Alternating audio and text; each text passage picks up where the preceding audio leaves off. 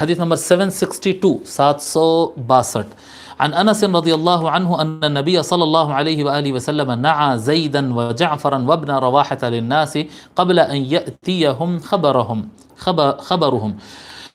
حضرت انس رضی اللہ تعالیٰ روایت فرماتے ہیں کہ نبی اکرم صلی اللہ علیہ وآلہ وسلم نے حضرت زید اور حضرت جعفر، حضرت زید بن حارثہ اور حضرت جعفر بن ابی طالب اور حضرت حضرت عبداللہ ابن رواحہ، ہم یہ حدیث سابق میں پڑھ چکے ہیں، ان تینوں کے شہادت کی غمگین خبر لوگ کو سنا دیے. ان کی خبر آنے سے پہلے، میدان جنگ میں وہ لوگ کے شہید ہونے کی اطلاع مدینہ آنے سے پہلے حضور صلی اللہ علیہ وآلہ وسلم ان کی غمگین خبر ہم کو سنا دیے. فقال، تو حضور نے فرمایا، اخذ الرایۃ زید فاصیب، اب اسلام کا لشکر کا پرچم، فلیگ، اسلامک آرمی کا فلیگ زید نے اپنے ہاتھ میں لیا، بس وہ شہید ہو گیا.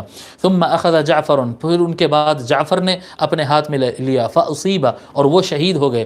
ثم اخذ ابن رواحہ فاصیب، پھر عبداللہ ابن رواحہ نے وہ فلیگ کو اپنے ہاتھ میں لیا اور وہ بھی شہید ہو گئے. وعیناہ تذرفان، اور یہ فرماتے ہوئے حضور صلی اللہ علیہ وآلہ وسلم کے آنکھ مبارک بہہ رہے تھے.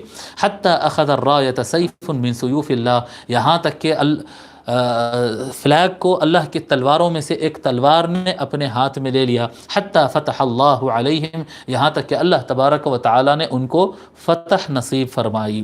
اس حدیث کو امام بخاری اور امام نسائی اور امام احمد بن حنبل نے روایت فرمایا ہے.